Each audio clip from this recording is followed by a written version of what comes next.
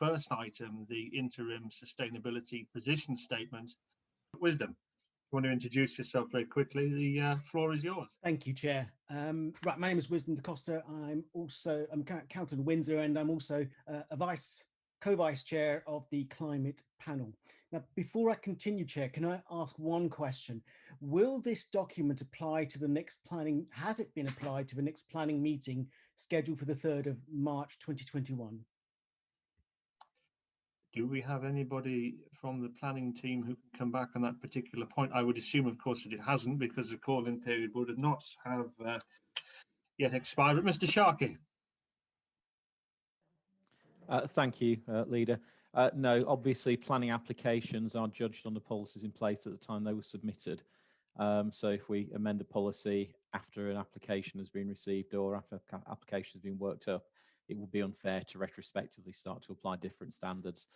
So these documents will start to apply in the future, not immediately, in terms of applications that have already been received, unfortunately. Great, thank you for that. Okay, that's really disappointing because, of course, on the 3rd of March, we've got the Nicholson's Walk planning application, which is a major development. Anyway, listen, these are my points. I think there are many areas of omissions and weaknesses in this document which could have been resolved beforehand if they had been discussed with the cross-party climate panel. For example, the co-vice chairs, Councillor Davies and myself, but we weren't consulted or notified. That's not really acceptable.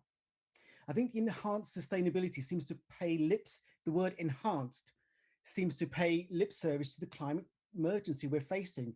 We don't really have time, it's an emergency. Given the legacy carbon emissions from thousands of existing buildings in the borough, which can't be changed quickly, and there is an urgent need to dramatically reduce carbon now, not in the future, we've got to apply the highest standards now to all new developments. So look, this is what I'd like to propose. I would like to propose, and listen, guys, I'm for you. I'm for this borough. I'm for having the best and most practicable development plan that we can. So these are my suggestions to you as a co-vice chair of the planning of the cross-party climate change panel. I'd like this renewable energy to be 100% from day one. Renewable energy sources, that's vital. Zero carbon should apply to the building phase as well as to the living phase. I mean, the carbon offset should be very penal, either to force zero carbon or to generate significant sums for RBWM's climate change schemes. I think a placeholder needs to be put in place for climate change resilience. We know that we're going to have more precipitation, more rainfall. You know, who knows what will happen to buildings on St. Leonard's Hill? Could there be landslips in the future? Are these buildings going to be piled so they will cope with that? We're going to be facing 40-degree heats as a regularity. Are these buildings going to be able to cope with that? So I think these issues of climate change resilience have to be incorporated now, because these buildings are going to be last here for 30, 40, 50 years. There's no point applying them in the future. We've got to do it now. We also need a placeholder in there for biodiversity restoration, not enhancement. You probably already know that there's already been a huge decline in freshwater species. We've seen a 25% of UK mammals heading towards extinction. It's not enhancement we need, it's full-scale restoration. We really need to put a placeholder in place for this. And then when we look at Councillor Clark rightly talks about the infrastructure for zero carbon power for transport. Now we talk about 40% of the carbon emissions are from transport and 40% from the heat and lighting from buildings, which is why I asked for 100% renewable energy. And another 10% is from the use of land, for example, construction on greenfield sites. And only less than 4% is for the entire waste stream, with about 1% or less, a fraction of 1% for bin collections. So what I'm asking is that really, even though we don't know what EV sources to put in now, what power sources, we must stipulate that the infrastructure is in there underground so that we can put EV sources or for zero carbon. Talks about the infrastructure for zero carbon power for transport. Now we talk about 40% of the carbon emissions are from transport and 40% from the heat and lighting from buildings, which is why I asked for 100% renewable energy. And another 10% is from the use of land, for example, construction on greenfield sites. And only less than 4% is for the entire waste stream, with about 1% or less, a fraction of 1% for bin collections. So what I'm asking is that really, even though we don't know what EV sources to put in now, what power sources, we must stipulate that the infrastructure is in there underground so that we can put EV sources or for for electrified vehicles in pretty much every space in that car park. I think there should be no get out clauses at all, because there really is an urgency. The quicker we get this carbon down, the more effect it's going to have on climate change. And I think there should be an intention to apply this to all planning applications in future, including residential. I'm not saying we do it now, but I am saying we need to be putting in these placeholders.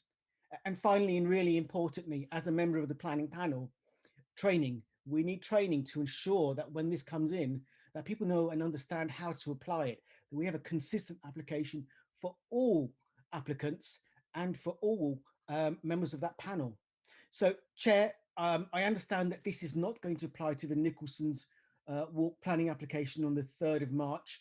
So I would like to ask you to sit down with me and let's change these, make these changes and bring it in as quickly as possible. Thank you very much, Chair. Thank you, Councillor Da Costa, for your interesting points. I'll let Councillor Stimson respond, if I may. Donna. Yes, thank you, Wisdom, very much for Councillor Da Costa for your comments. I just would like to say a few things in response to that. My first comment is, I mean, you did ask me about this earlier. You are, and I'm very grateful, obviously, but you are part of the climate change, and this is sustainability. So they have to have, there are two distinct portfolios. But that is just one comment I want to make. The second thing is that I know that everything is ultimately linked, but sustainability is linked to planning and sustainability is linked to climate change. But if I could just focus on the areas, in the way that we work in this council is that the officers by and largely do the work and then we present it. So this work has been very thought through very carefully. And the officers have been involved, and there has been some consultation with a couple of people. I have to say I haven't been hugely involved in it because it's not my area of speciality. But I'm very satisfied with what I've seen, and I have talked to a couple of experts about the paper. Experts, I have to say, about the paper.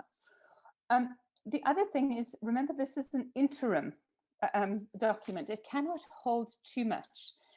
Because it's interim and and we are introducing our developers to something that is brand new. The third thing is that a full SPD will bring much more forward than this paper does, and we cannot expect it to hold too much weight. The fourth thing is that I'm going to, you are talking about biodiversity here, and this is not to consider that. To add that in is to overcomplicate it.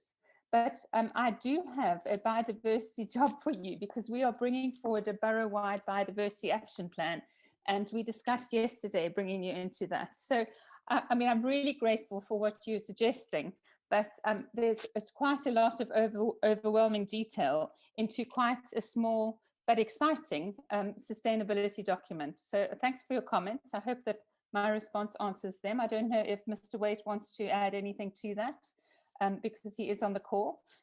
Shake or nod?